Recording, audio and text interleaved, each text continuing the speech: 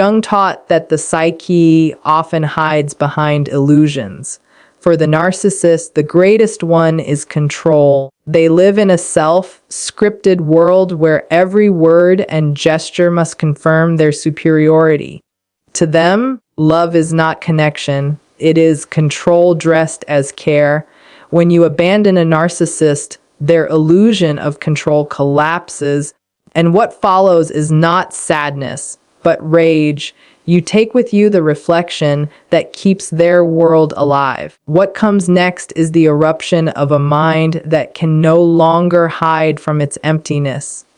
Their rage isn't about you. It is the reaction of a fragile psyche exposed to the truth for the first time. It is the moment when control ends and self-awareness begins.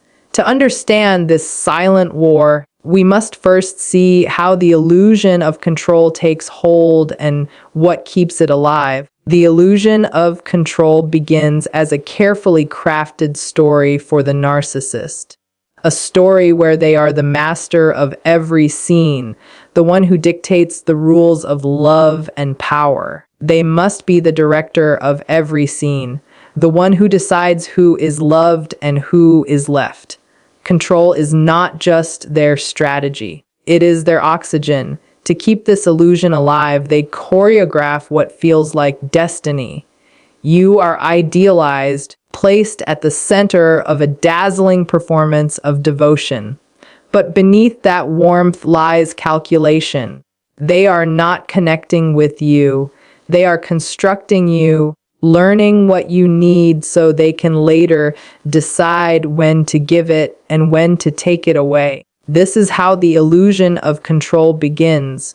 It starts as charm grows into dependence and hardens into hierarchy. Yet no illusion lasts forever. When admiration turns to expectation, when reflection begins to think for itself, the stage they built begins to tremble. Their behavior follows a predictable and distinct cycle, which gives the appearance of calculated power. This cycle consists of three primary phases: a period of intense idealization followed by a phase of devaluation and often concluding with a discard.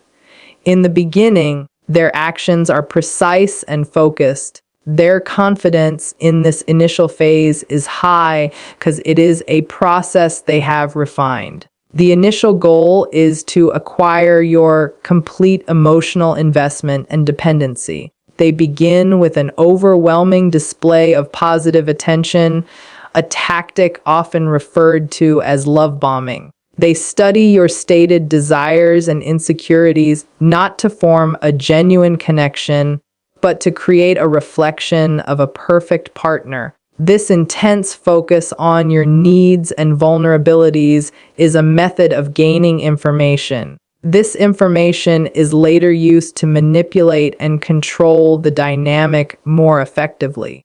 This entire initial process of seduction is engineered to establish one singular foundational belief in your mind and to reinforce it within their own, that they are the one directing the course of the relationship.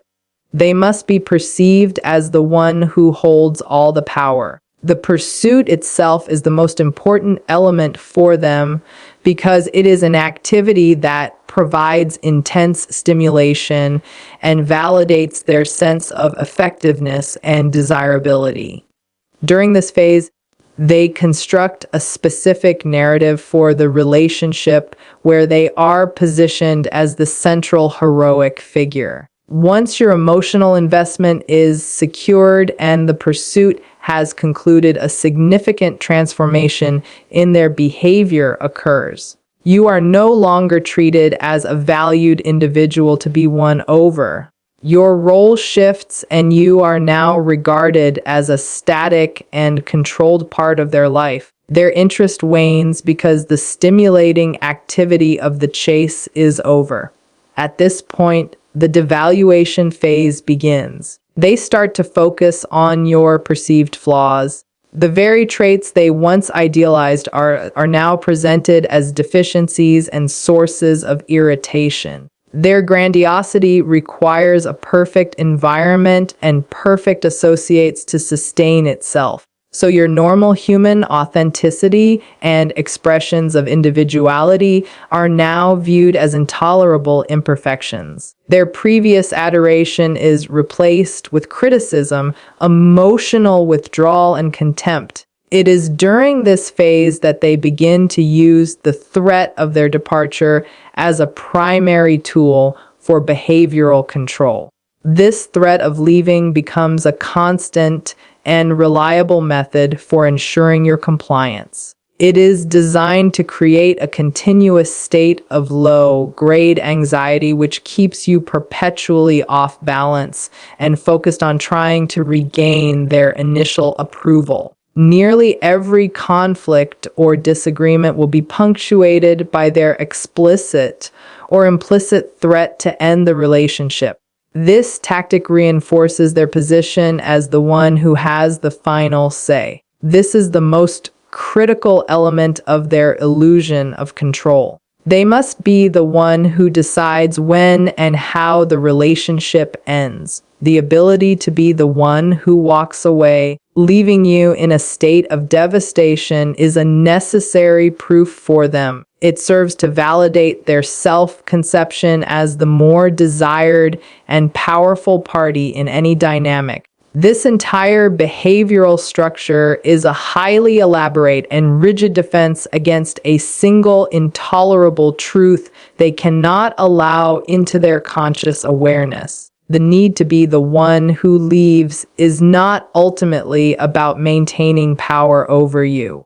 It is a critical mechanism for managing their own internal state of emptiness and fear. Their sense of self is not internally generated and is therefore unstable. It requires constant external input and validation to feel coherent and real. By being the one who initiates the discard, they construct a narrative of their own strength, desirability, and independence. It is a defensive maneuver against their deep and persistent fears of their own worthlessness and inadequacy.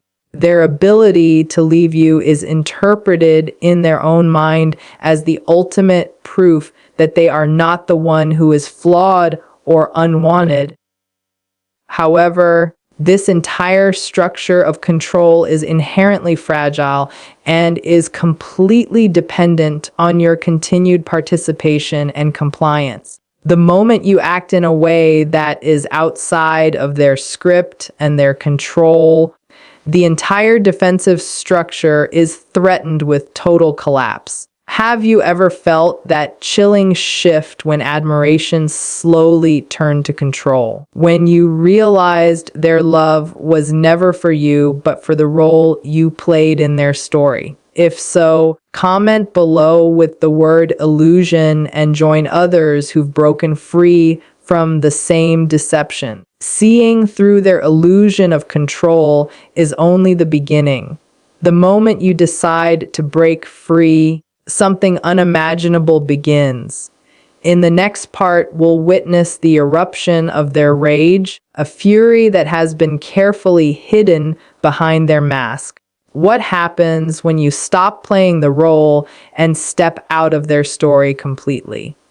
At some point, when you reach the end of your emotional endurance, the act of abandoning the narcissist becomes a powerful act of defiance, a clear break from the manipulation that has kept you trapped.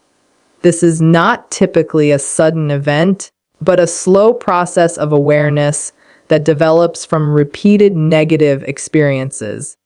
You begin to recognize that the destructive patterns of behavior in the relationship are permanent and will not change. You realize you are in a recurring cycle of seeking approval, being made to feel inadequate, and apologizing for things that are not your fault. It is from this state of profound emotional exhaustion and a renewed instinct for self-preservation that you make the decision to end the relationship. You choose to stop participating in the dynamic, Reject the role you have been assigned and reclaim your own autonomy. Your decision to leave is not experienced by the narcissist as a typical breakup. It is a profound act of psychological defiance that fundamentally challenges the entire basis of their perceived control. By abandoning them, you are not just ending a relationship. You are unilaterally dismantling the dynamic that they directed. This single act removes their primary source of control over you. It also severs their access to validation, the attention and emotional reactions they require to maintain their sense of self-importance. To them, your rejection is not just a personal slight. It is a complete invalidation of their self-concept. Your independent action presents them with a version of reality where they are not in charge. And this is a reality their psychological structure cannot easily tolerate. Their reaction to this is not sorrow, quiet reflection, or mature acceptance. It is almost invariably an intense and uncontrolled display of rage. A rejection of this magnitude constitutes a severe injury to their sense of self, and their entire psychological system responds with a desperate attempt to regain control and deny the injury. The verbal attacks and mockery often begin immediately. They will say things like, "You really think you can survive without me?" This is not a genuine question. It is a calculated tactic designed to instill fear and self-doubt in you, making you question your ability to function independently. Alternatively, they may feign complete indifference, a calculated performance intended to communicate that you were so insignificant that your absence has no effect on them. This too is a defensive posture. Beneath both the intense fury and the cold disdain lies the core issue they work to protect. Their illusion of strength is a construct used to conceal an unbearable and deep-seated feeling of worthlessness. Your act of leaving is more than a rejection. It is an exposure. Your ability to leave proves that they were not the indispensable center of your life. You have demonstrated that their control was conditional upon your participation, and you have officially withdrawn your participation. From their perspective, this is an unforgivable offense. It forces them into direct contact with the very feelings of powerlessness and insignificance that they spend their entire lives avoiding and projecting onto other people. The internal emptiness they normally manage to suppress is now amplified by your physical absence. And this creates a psychological crisis of terrifying proportions. They are left in a situation where they have no script and no compliant participant, and the lack of external input is intolerable. It is from this intolerable state that their most intense rage is generated. This rage is not aimed at reconciliation or repairing the relationship. It is a punitive campaign aimed at you for having shattered their reality. The conflict that follows is not a fight to win you back. It is a retaliatory effort to punish you for presenting them with a truth they cannot accept. If you are finding resonance in this journey of breaking illusions and reclaiming your own narrative, be sure to subscribe to this channel. We are dedicated to illuminating the path of psychological sovereignty and providing the tools for profound personal transformation. Leaving may seem like a simple act of self-preservation, but it stirs something far deeper. In the next part, you'll uncover the primal wound of abandonment, the fear of non-existence that your departure ignites in them. When you leave a narcissist, you don't just trigger their anger. You expose a primal wound, an ancient fear of abandonment that they have spent their whole life suppressing. Beneath their grandiosity and arrogance lies a profound failure to form genuine human connections. Their inner world is marked by instability, fear, and an inability to trust or feel safe in relationships. They have never learned how to trust others or to maintain emotional stability. As a result, they cannot build secure, lasting bonds. Their relationships are built on fear and control, not mutual trust. Your departure, no matter how small, opens up a primal wound that sends shock waves through their fragile sense of self. For a person with a secure attachment style, intimacy is a source of comfort, and separation is a temporary state that does not threaten the integrity of the bond.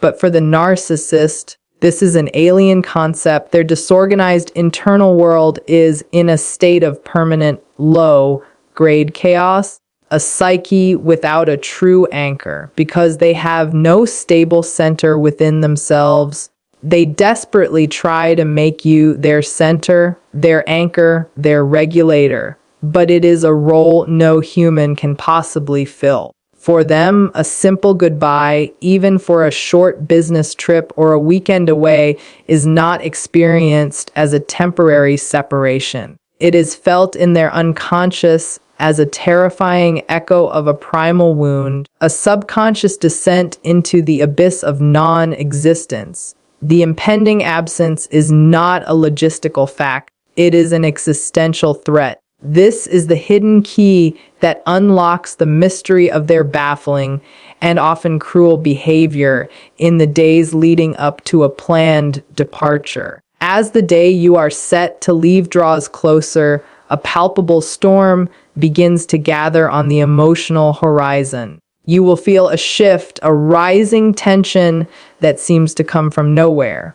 They become irritable, agitated, and prone to picking fights over the most trivial of matters. A misplaced set of keys can become a referendum on your carelessness. A difference of opinion on what to have for dinner can escalate into a dramatic accusation of your insensitivity. You wanting the last few days together to be peaceful and loving will likely try to soothe them, to reassure them, to de-escalate the rising conflict, but you will find to your confusion and despair that the harder you try to bring peace, the more belligerent and chaotic they become. This is not a conscious strategy. It is a desperate unconscious attempt to manage the unbearable tidal wave of anxiety that their fragile psyche cannot contain. The impending separation triggers a primitive, nonverbal terror that they cannot articulate or even acknowledge. Their entire system goes into a state of high alert. The manufactured conflict serves a crucial psychological purpose for them. By creating external chaos, they can drown out the terrifying internal chaos. By turning you into an adversary, they can justify the feelings of anger and agitation that are rising within them, which are far more tolerable than the terrifying feelings of vulnerability and fear. They are, in essence, trying to push you away to gain a semblance of control over the pain of the separation they know is coming. If they can leave you in anger, it feels more like a choice, a punishment they are doing out rather than a terrifying event that is happening to them. They are orchestrating a dramatic exit, even when you are the one leaving, to rewrite the experience as one of their own making. The fight becomes a desperate ritual to protect them from the silent, screaming terror of being left alone. Ever wondered why the narcissist reacts to abandonment as if their world is collapsing? In the next chapter, we explore the primal fear beneath their reaction, something far deeper than a mere breakup. For the narcissist, a goodbye isn't just a temporary separation. It is an internal cataclysm, a catastrophic collapse of their very sense of self. A mature person understands that even in separation, the connection remains. Saying goodbye at the airport, for example, is an act that involves quiet confidence, knowing that despite the distance, the bond you share will endure. You trust that the relationship will remain intact no matter the time or space between you. But for the narcissist, a goodbye is not just a temporary pause, it is something much more catastrophic. Their experience of being left triggers a psychic apocalypse, a total collapse of their inner world. They are unable to process this departure as a healthy, mature break. Instead, they perceive it as an existential threat, one that forces them back into a primal infantile state. The moment you leave, they don't simply feel the absence of you. They feel as though they are disappearing from existence. In an unconscious and deeply disturbing way, your departure is not just the loss of a partner, it is the shattering of their entire sense of self. Throughout the relationship, narcissists use others as mirrors, reflections that validate their existence. You weren't just a partner. You were a crucial part of their self-image, a tool to hold up their fragile, hollow identity. Your role was to constantly mirror back to them the sense of importance and superiority they desperately needed. But when you leave, that reflection disappears. They are suddenly forced to face the void, the emptiness they've spent their entire lives trying to avoid. This moment of facing the void is what constitutes the internal cataclysm. They have spent so much of their lives suppressing and avoiding this deep internal fear of worthlessness that when you leave, they are pushed to confront it directly. But they cannot process this terror. It is too vast, too overwhelming. They cannot articulate the depth of their internal collapse. Instead, they experience it as an unnameable surge of emotion, an agonizing wave of panic that they cannot control. This is the primal existential panic that is triggered within the narcissist when faced with abandonment. It is not just sadness. It is an overwhelming sense of annihilation. The fear of being left alone is not simply the fear of losing a partner. It is the fear of losing their entire sense of identity. When you leave, they are not just grieving the loss of a person, but the loss of their function. They are losing the very mirror that helped maintain their fragile self-concept. This loss in their eyes is tantamount to a psychic death, a complete collapse of their reality. What follows this internal collapse is not a process of mourning or healing, but a primal chaotic response, rage. The fury they unleash upon you is not simply a reaction to being rejected. It is a frantic, violent outburst, an attempt to externalize the terror of their own psychic death. They are not angry at you as a person. They are angry at the loss of the function you served in their life. You are their anchor, their reflection. And when you pull away, you strip them of their source of stability. Their sense of self is no longer sustained, and this triggers an explosion of rage. In their minds, the best way to avoid confronting this terror is to project it onto you. You become the source of their pain. Your departure is no longer seen as an act of self-preservation, but as an act of cruelty to preserve their fragile sense of self. They must transform you in their mind. They turn you from someone they once claimed to love into a villain. You are no longer a partner. You are the monster that has caused them to fall apart. They reframe your decision to leave as an act of sadistic malice designed to hurt them intentionally. This is not a conscious decision. They do not make this choice rationally. Instead, it is a desperate, unconscious defense mechanism, a way for them to protect their psyche from the overwhelming feelings of emptiness and fear. This transformation of you into a villain allows them to shift the blame for their pain onto you. The rage they feel is not about you.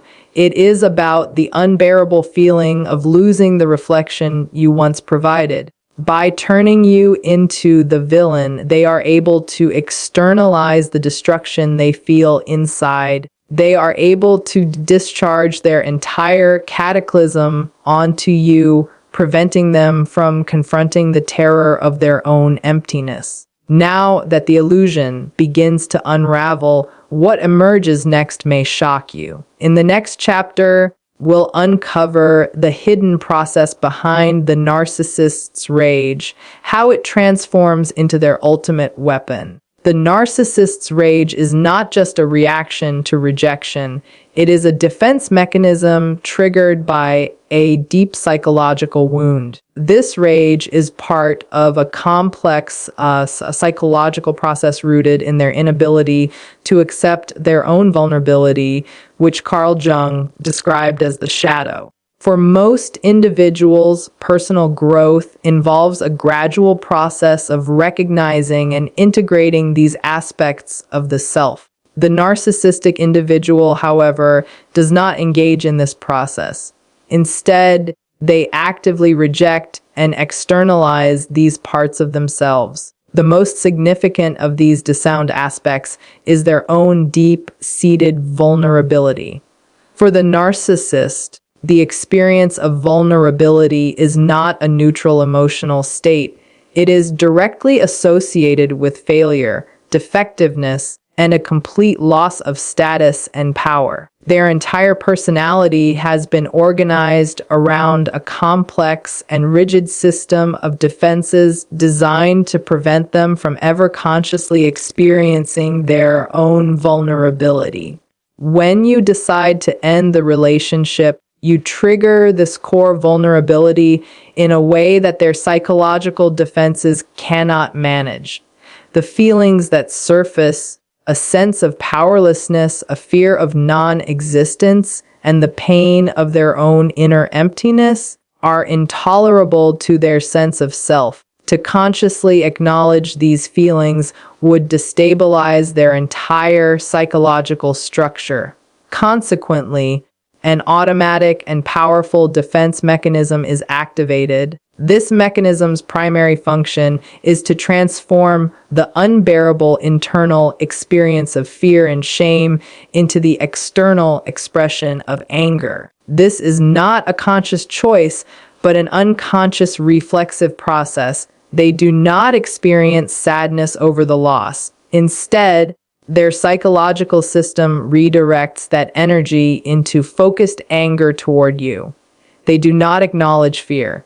Instead, they begin to perceive you as a threatening figure that must be opposed. Anger becomes the primary psychological tool for externalizing their internal state. It allows them to move an intolerable feeling from inside of themselves to the space between you and them. Your actions become the sole focus of their explanation for their state. The pain they feel is not interpreted as a result of their own psychological history or their inability to maintain relationships. It is framed with complete certainty as a direct injury inflicted by you.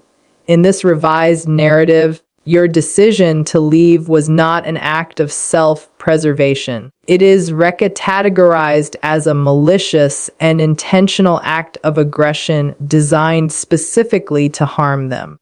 This reframing of reality is critical for their psychological stability. By defining you as the aggressor, they are able to occupy the role of the victim.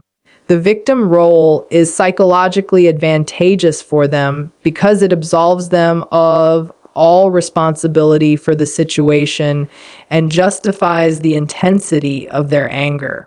Their rage is then experienced not as a disproportionate emotional reaction, but as a valid and righteous response to a severe transgression. This is why any attempt to engage with them logically during this period will fail. You are not interacting with an individual who is processing an event from a shared reality. You are interacting with a defensive structure that has already fundamentally altered its perception of that event to ensure its own survival. Any information you provide that contradicts their narrative will be rejected or reinterpreted to fit that narrative. This psychological state also dictates their response to any expression of empathy from you. In a typical interaction, expressing empathy can reduce conflict and show a lack of malicious intent. For the narcissist in this state, however, your empathy is perceived as a threat because their defense system is organized around the idea that you are a malicious aggressor. Your expression of kindness creates a logical inconsistency that their psyche cannot resolve. Instead of re-evaluating their perception of you, their system will instead re-evaluate your empathy. It will be interpreted as condescension, a manipulative tactic, or a confirmation of their own victimhood. Your kindness directly highlights the vulnerability they are trying to deny, and this exposure is intolerable. To protect themselves from this exposure, they will respond with contempt. Contempt is a specific and crucial tool in this process. Its function is to create a power differential and to psychologically dehumanize you. By expressing contempt, the narcissist places themselves in a position of superiority, effectively invalidating you and your emotional state. This act of invalidation provides a defense against the perceived threat of your empathy. Contempt dismisses your perspective entirely, allowing the narcissist to maintain their own narrative without interference. It is an aggressive act designed to silence the source of information that contradicts their internal reality. It is a way of saying that your feelings are irrelevant and your character is flawed, which reinforces their own position as the justified party. The ultimate objective of this process is to transfer their own intolerable psychological state onto you. This is a dynamic more active than simply assigning blame. The narcissist will engage in behavior specifically designed to make you feel the way they would otherwise be forced to feel. For example, to avoid their own feelings of instability, they will interact with you in a chaotic, unpredictable, and contradictory manner with the unconscious goal of creating a feeling of profound instability within you. To avoid their own feelings of being flawed or cruel, they will provoke you relentlessly until you react out of anger or frustration. They will then point to your reaction as objective proof of your inherently flawed and cruel nature. This is a direct attempt to make you psychologically contain the emotions and self-perceptions they cannot tolerate. They are trying to make you identify with the negative feelings they have disowned. The goal is for you to absorb their shame, to internalize their self-doubt, and to be overwhelmed by a sense of your own guilt. If you accept these feelings, if you begin to question your own sanity, your own motives, and your own character, then their defense has been successful. They have effectively exported their internal conflict. By making you believe that you are the source of the problem, they can achieve a temporary state of internal equilibrium and righteousness. They can avoid the collapse of their own self-concept by engineering a collapse of yours. The rage you are experiencing from them is not simply an expression of their hurt. It is the primary mechanism they use to execute this strategy of psychological transference in a final desperate effort to protect themselves from their own reality. Why would someone so terrified of being abandoned choose to leave first? In the next chapter, we'll explore this paradoxical behavior and how it serves their need for control. Narcissists, despite their intense fear of abandonment, often leave first. This preemptive strike is a powerful tool for maintaining control and managing the anxiety that comes from their deepest fear, the fear of being rejected. Understanding why a person so terrified of being left is often the one to leave first is essential to understanding their entire operational logic. This action is not a contradiction, but is, in fact, the ultimate expression of their need for control.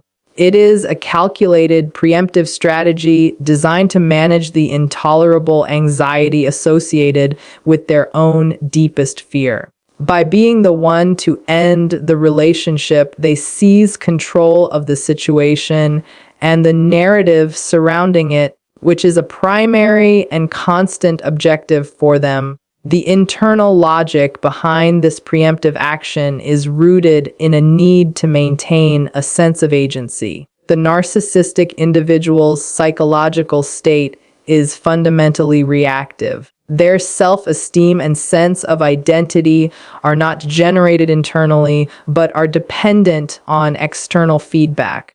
This creates a chronic and deeply uncomfortable feeling of being powerless, of being an effect rather than a cause. Taking the decisive action of ending a relationship provides a powerful, albeit temporary, antidote to this feeling. The act of leaving allows them to experience themselves as an active agent, the one who makes a choice and determines an outcome. It creates a powerful illusion of autonomy and strength, which directly counteracts their underlying feelings of helplessness and dependency. They are not being acted upon, they are the one taking action. This performance of agency is psychologically crucial for them. Leaving first is a method of controlling the historical narrative of the relationship. By initiating the ending, they can frame the entire relationship story in a way that preserves their self-image.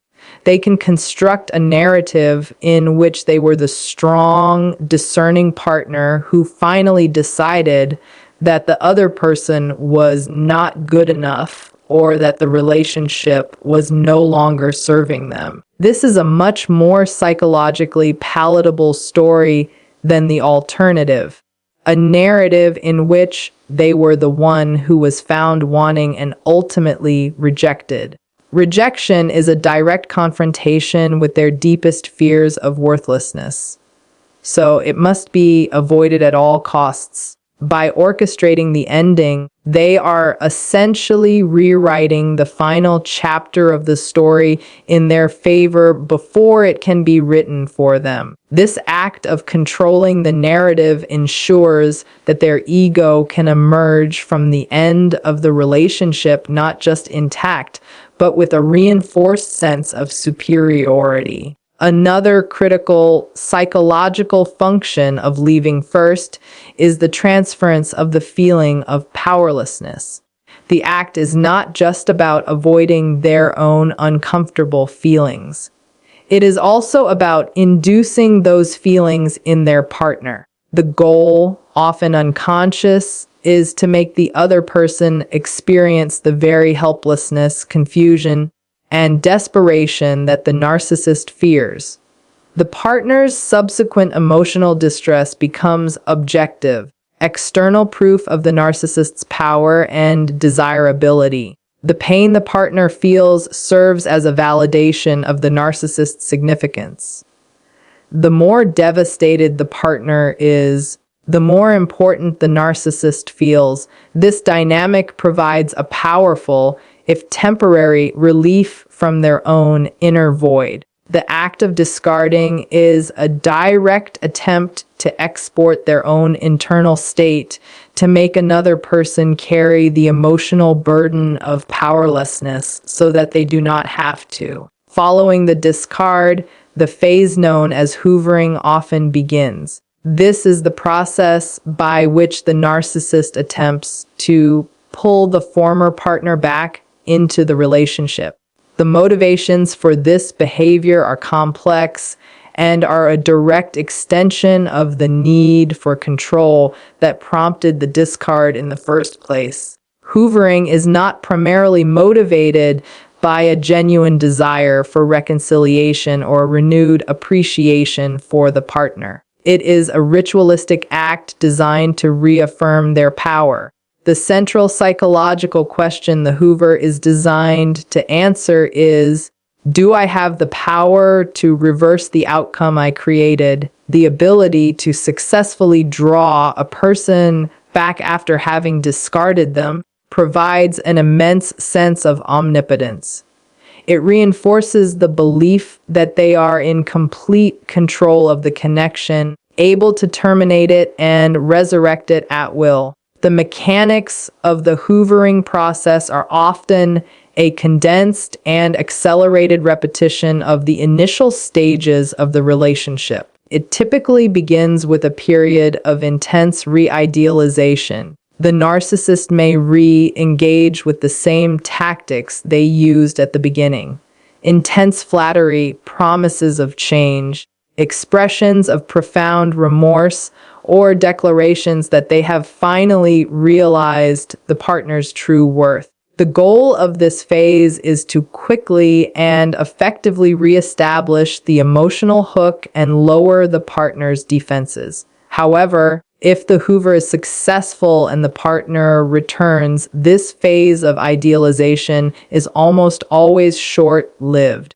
The devaluation phase begins again, often much more quickly and intensely than it did the first time. The reason for this rapid return to devaluation is that the Hoover's primary psychological purpose is fulfilled the very moment the partner agrees to re-engage. The act of returning is the proof of power the narcissist was seeking. Once that proof has been obtained, the partner's actual human presence with their needs, expectations, and emotions once again becomes an irritant and a threat to the narcissist's ego. The partner has served their function by demonstrating the narcissist's power of control. Having done so, they are no longer an object of idealization, but are once again a potential source of ego injury, and the devaluation cycle must resume to manage that threat. Hoovering also serves as an important information gathering process for the narcissist. Each attempt to re-engage is an experiment. They are testing which tactics are most effective at bypassing the partner's boundaries. Do they respond to flattery, to guilt, to threats, to feigned vulnerability? The partner's responses provide the narcissist with crucial data about their current emotional state, their level of resolve, and their remaining points of weakness.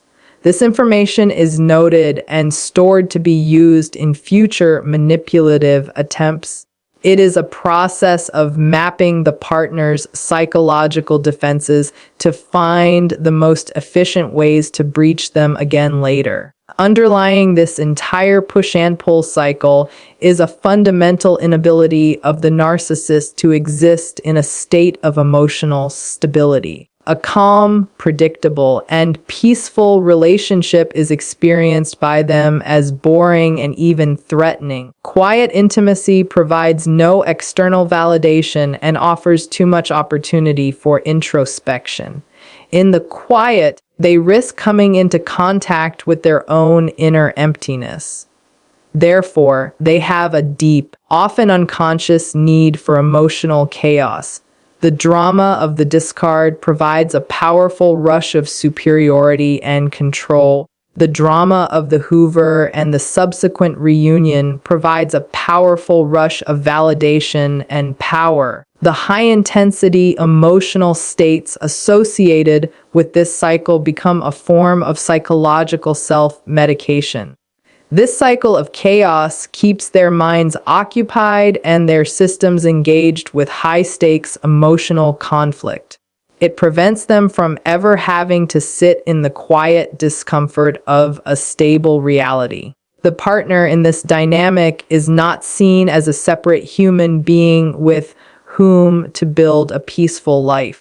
They are an essential participant in the narcissist's addiction to intensity. This is why these relationships are so often characterized by a relentless pattern of breakups and reconciliations. The narcissist is not seeking peace.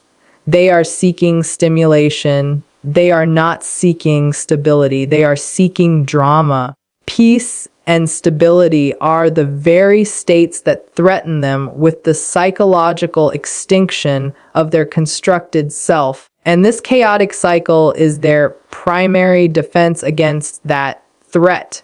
Can a narcissist ever heal? The answer may be more complex than you think. In the next chapter, we uncover why healing remains out of reach for them and how their final move reveals their deepest fear. For the narcissist, healing from their deep psychological wounds is impossible. Their entire psychological structure is built to avoid introspection, and as a result, they remain trapped in an unwinnable war with themselves, forever fleeing from the terror of abandonment and self-worth. The process necessitates a willingness to engage in self-reflection, to sit with uncomfortable emotions, and to honestly examine one's own history and patterns of behavior. It requires an individual to develop the capacity for self-compassion and to build over time a stable and secure sense of inner safety. This is the foundational work of psychological recovery. It is a process of turning inward to understand and resolve the conflicts that manifest in one's external life. For the narcissistic individual, this path to healing is fundamentally inaccessible. The reason for this is not a lack of desire, but a core structural feature of their personality. Their entire psychological framework is organized around the avoidance of introspection. To them, looking inward is not a pathway to healing. It is a direct and overwhelming confrontation with the very feelings they have spent their entire lives trying to deny. A profound sense of worthlessness, deep-seated shame, and a terrifying inner emptiness. Their personality is a complex and rigid defense system designed specifically to prevent them from ever making conscious contact with this internal reality. Their sense of self is not generated from within. It is a construct, a facade built entirely from external sources of validation, often referred to as narcissistic supply. Their self-esteem is wholly dependent on the admiration, fear, envy, or attention of others. Because their identity is externally referenced, the entire concept of looking inward for answers or for a sense of worth is alien and threatening. There is no internal well of self-esteem for them to draw from. Any attempt at introspection leads directly to the void they are fleeing. Therefore, their primary psychological orientation is and must always be outward. Their life is a constant and relentless effort to manage their environment and the people in it to ensure a steady stream of the external validation required to maintain their fragile self-concept. Any process that requires them to be still, to be alone with their own thoughts, or to take personal responsibility for their emotional state is perceived by their psyche not just as unpleasant, but as a threat to their very existence. This is a fundamental structural limitation that makes the kind of work required for healing from abandonment issues a virtual impossibility. Their core survival mechanism is to project and expel negative feelings, not to contain and process them. This core dynamic is revealed with absolute clarity in the way they use threats of leaving as a primary tool for control within a relationship. The constant threat of divorce or abandonment is not in most cases an expression of a genuine desire to end the relationship. It is a calculated strategy with several specific psychological functions. First and foremost, it is a tool for maintaining power and control. The threat creates an environment of instability and anxiety for their partner.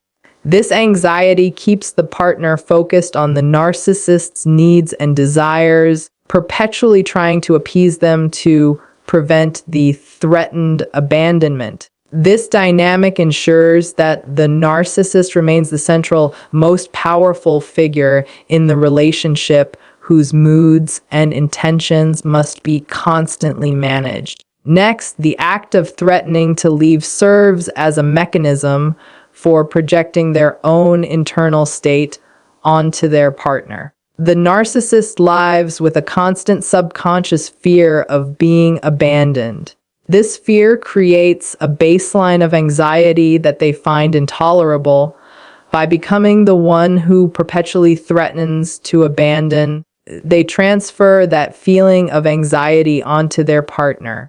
They effectively make their partner carry the emotional burden of the very fear they cannot tolerate within themselves. The partner's desperate reactions to the threat, the pleading, the fear, the attempts to fix the situation serve to reinforce the narcissist's sense of power and desirability, providing a temporary antidote to their own deep-seated feelings of worthlessness.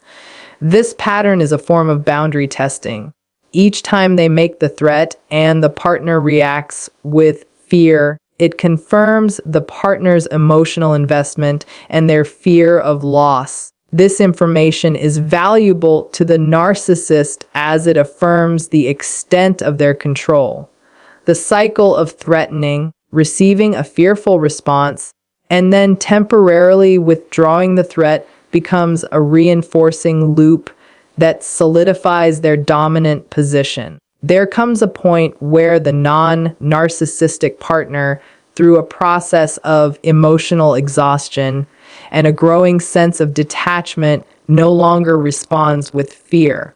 After enduring this pattern repeatedly, the partner's emotional system can reach a point of overload, leading to a state of shutdown. The constant anxiety gives way to a quiet resignation. They are no longer operating from a place of trying to save the relationship. They have often unconsciously already let go. It is from this state of profound emotional fatigue that they are able to call the narcissist's bluff. This moment represents a complete inversion of the established power dynamic. The narcissist delivers their familiar threat. I'm done with this, I'm leaving. They are expecting the usual fearful, placating response. Instead, the partner responds with quiet acceptance. Okay, if that's what you want, let's do it. This simple, non-aggressive statement is psychologically catastrophic for the narcissist. It is not an attack, but an act of acceptance that instantly neutralizes their primary weapon. At that moment, the entire game they have been playing is terminated. The immediate effect on the narcissist is a state of psychological shock, panic, and disorientation. The tool they have relied upon to manage their own anxiety and to control their partner has not just failed. It has backfired with stunning force. The panic that ensues is a direct result of several factors hitting their psyche at once. The first is the total loss of control. The narrative has been taken from them. They are no longer the director of the scene. The outcome is now unfolding outside of their influence. This is a terrifying position for someone whose entire sense of self is predicated on being in control. The second factor is the immediate activation of their core repressed fear. The abstract threat they have used as a weapon has suddenly become a concrete and imminent reality. They are now face to face with the very abandonment scenario they were attempting to orchestrate. There is no longer a buffer between them and their primal terror. The situation they were using to create anxiety in another has now become the source of their own overwhelming anxiety. The third factor is the profound shame of exposure. Their bluff has been called, which proves that their threats were not based on strength, conviction, or a genuine desire to leave. It exposes the truth that their behavior was a manipulation tactic rooted in weakness and fear. This exposure is a significant narcissistic injury as it shatters their carefully constructed image of being the powerful, decisive one in the relationship. The narcissist's immediate backtracking is a frantic and desperate attempt to undo this damage. Their sudden pleading, "Wait, I didn't mean that. We can work this out," is not an expression of a newfound love or a desire to fix the relationship. It is a panicked attempt to regain control of the narrative and to force the dynamic back into its original familiar structure. It is an attempt to get their weapon back. For the partner, this moment is one of final, unshakable clarity. It is not experienced as a victory in a fight, but as the complete and final dissolution of a long-held illusion. In this moment, the partner understands on a level beyond intellectual analysis the true nature of the dynamic. They see with certainty that the narcissist's perceived power was entirely dependent on their own fear. They understand that the controlling, intimidating figure they have been dealing with is in reality profoundly fragile and terrified. Most importantly, they realize the immense psychological burden they have been carrying, the unspoken responsibility for managing the narcissist's emotional state, for stabilizing their fragile ego, and for absorbing their projected anxiety. In that moment of clarity, that burden is lifted. This is the point of true liberation. It is not about winning an argument or having the last word. It is about seeing the mechanics of the system so clearly that it can no longer operate on you. It marks the transition from being an active, ancient participant in a chaotic system to becoming a detached observer of it. This psychological distance is what makes genuine, lasting disengagement possible. You have seen behind the curtain, and you now understand that the war you were fighting was never about you. It was and always has been the narcissist's unwinnable war with themselves. The truth Carl Jung uncovers is both profound and liberating. The narcissist's power only exists because you allow it. Their intricate web of manipulation, the fear they instill, the threats they use, and their final outbursts are all built on the fragile belief that they can control your inner world. But when you stop participating, when you stop accepting their projections, when you stop doubting your own reality and stop sacrificing your truth to appease them, everything falls apart. They lose their power. Their entire psychological structure crumbles in the absence of your energy, and that rage they unleash when you leave, it's not a reflection of their strength. It's a stark reminder of their vulnerability. A desperate thrashing of a psyche too terrified to face the the void within. Jung teaches us that these predators are in reality fragile children locked in adult bodies, forever running from the emptiness that threatens them.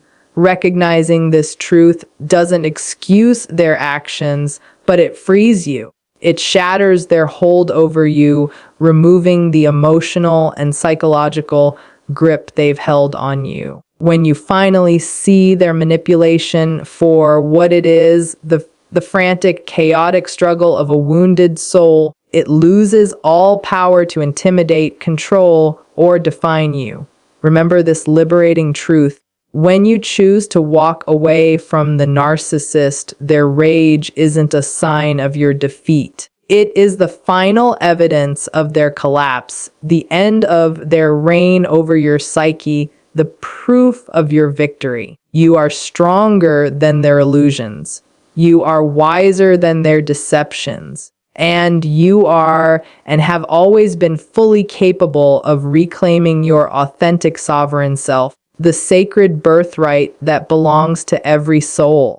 Want to learn how to continue reclaiming your life and breaking free from toxic patterns? Stay tuned for the next video where we dive deeper into healing and empowerment. Subscribe now so you don't miss the next part of this journey.